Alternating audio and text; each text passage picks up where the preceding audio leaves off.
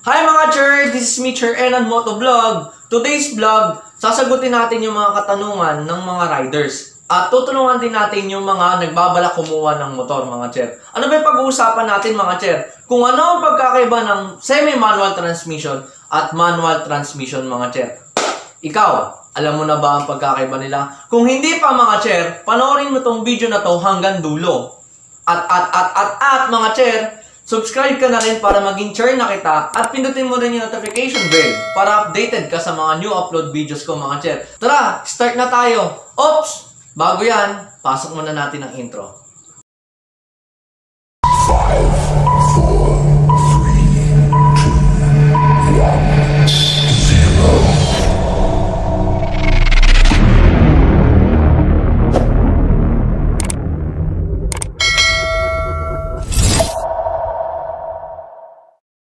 Ay mga Cher, pag-umpisa na natin yung semi-manual transmission. Ito po yung una natin pag-uusapan. Bago yan, bibigyan ko na kayo ng mga example ng semi-manual transmission. Ang una example po ay yung XRM 110 and 125. Next naman po is Honda Wave 110, Honda Wave 100, Honda Wave 125. I-clean na po natin yung example. Ang pinakamadali po dyan, wala pong clutch lever or less clutch lever sa handle ng motor mga Cher. Ilang po yun. Okay, start na po tayo. Si semi-manual transmission po ay meron po tinatawag na gear pattern. Pagpasensyahan nyo ng mga Cher yung aking pagsulat kung naintindihan. Hindi nyo na lang mga Cher. Okay, ang gear pattern po ng semi-manual transmission po, madaling intindihin mga Cher. Neutral, 1, 2, 3, 4. Yan po yung gear pattern ng semi-manual transmission. Lagi pong 4 lang ang gear ng semi-manual transmission mga Cher. Mas madaling intindihin lang yan. Okay, next. Parang makita ninyo na o mas maintindihan ninyo mga Cher. Gagawa ko ng chart na mas maganda. Pwede na! Ito po yung neutral. 1, 2, 3, 4, and 5. Yan, mga Cher. Kita niyo ba? Okay, ang tawag po dyan is rotary. Rotary means paikot, mga Cher. Paikot. Okay. Neutral, 1, 2, 3, 4. Sa mga hindi po nakakaalam, pag sinabi po natin rotary mga Cher, pag nasa 4th gear ka, pwede ka agad po mag-neutral. Hindi ka na po magbabalik sa tercera, segunda, primera. Pag nandito ka na po, pag rotary, diretso ka na ng neutral Cher. Para mas madali mo ipasok yung gear na 1 mga Cher. Okay, yun po yung rotary. Yun po yung semi-manual transmission. Neutral, pwede papuntang 4th gear, pwede papuntang 1st gear. Yes, mga Cher. Yun lang yun. Ganun lang kadali yung semi-manual transmission, mga Cher. Sana naintindihan itong semi-manual transmission kasi ang susunod naman natin yung manual transmission, mga Cher. Nakuha ninyo ba? Mga Cher, punta naman tayo sa manual transmission. Pasok. Hi mga Cher, ngayon pag-usapan naman natin yung manual transmission. Kakatapos lang po natin ng semi-manual transmission or yung semi-automatic transmission, mga Cher. Pero bago po yan, bibigyan ko muna po ng mga example ng mga manual transmission mga Cher. Yung una example natin yung Raider 150. Next naman po is Sniper 150. Sunod naman po is Honda RS 150. Sunod naman po is Flash R 150 or yung Viperman 150. Para sa pinakamas madali pong intindihin, meron na pong clutch lever sa motor. Yun po yung mga manual transmission mga Cher. Okay, start na po tayo.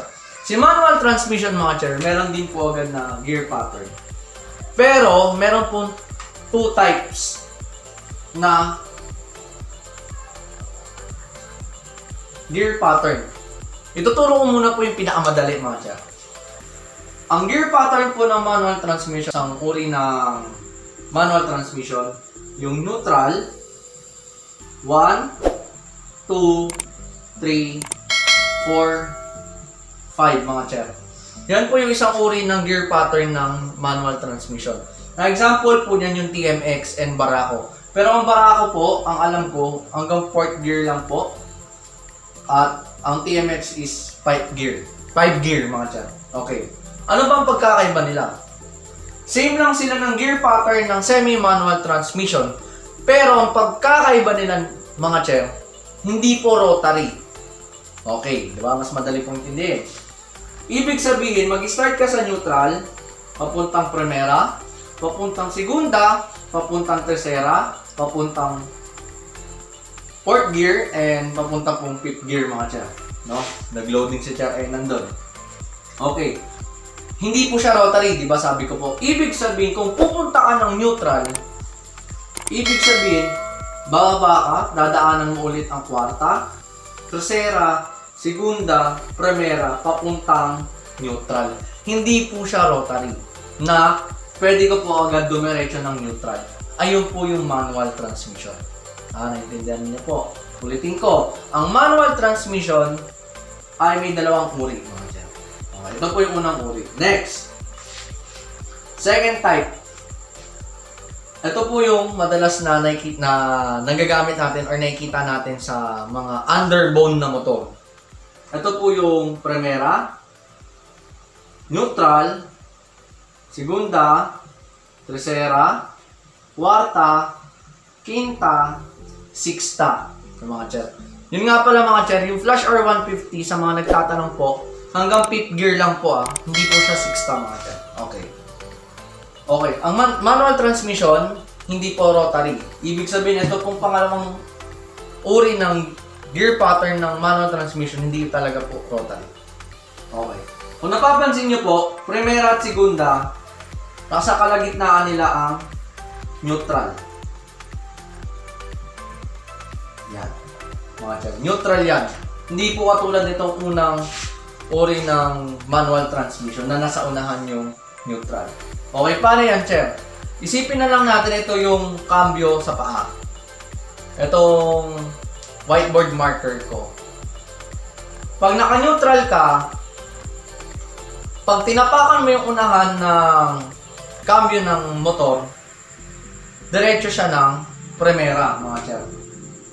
Ito po yun. Yan po. Dinown nyo na. Ibig sabihin, naka-primera ka na. Next, pag hinap-shift mo o yung kalahating cambio, ito po yun. Neutral po yun. Half shift. Neutral yun. Ibig sabihin, ganito yung chair. Primera, half. Neutral po yun. Papasok po dun yung neutral. Okay, Sir Enan, paano naman kung sinagad namin galing neutral? Okay. Galing kang neutral, sinagad mo, papasok po dun yung segunda.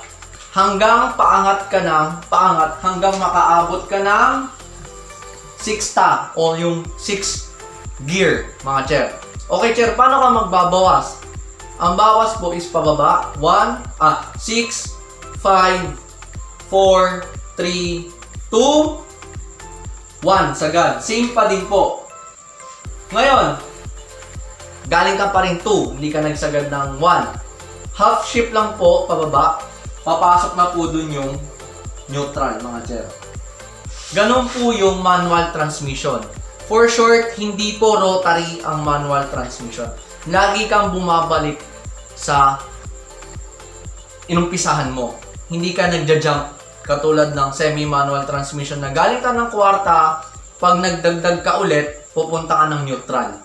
Hindi po ganun po ang manual transmission, mga Chair. Nililinaw ko lang. Yun po yung kanilang pagkakaiba nila, mga Chair. Sa madaling intindihin, mga Chair, pag sinabi nating manual transmission, mga Chair, galing kang neutral, papuntang primera, segunda, tercera, kwarta, quinta. Pag papunta ka naman ng neutral, quinta, kwarta, tercera, segunda, primera, neutral, dadaanan mo ulit yan. Hindi katulad ng semi-manual transmission, mga Chair. Galing kang kwarta, pwede ka agad pumuntang neutral, papuntang primera, mga Chair. Kasi ang semi-manual transmission, mga Chair, is rotary, mga Chair. Yun lang. Yun lang po mga chair. Sana naintindihan yung manual transmission ko and semi-manual transmission kung ano ang kanilang pagkakaiba nila mga chair, no? And yun lang. Maraming salamat chair sa araw na to at sa panonood na to. Tinapos mo tong vlog na to mga chair. Sana nakatulong ako kung nagbabalak kang kumuha ng motor chair. Ang mapapayo ko sa inyo, mag-manual transmission ka mga chair. Mas maganda at madaling gamitin mga chair. And sa susunod na ako mag-shoutout mga chair. Yun lang mga chair. Maraming salamat. Ride safe. God bless. Maulan pa naman. Ingat. God first mga chair. Maraming salamat. Bye-bye.